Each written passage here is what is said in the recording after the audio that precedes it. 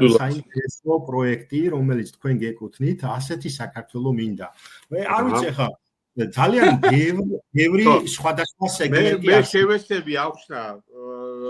რაში მდგომარეობს და რა არის საერთოდ ეს და საიდან მოდის ეს ყველაფერი და როგორ და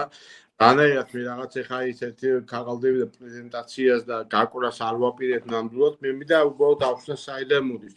ორი სიტყვით თქვენ რაც ბრძანეთ იმას შევეხები რა და იცით არ არის თქვათ ეს საქმე რომ აქ ხალხს ეს არ აღელვებს ხალხს აღელვებს ეს ყველაფერი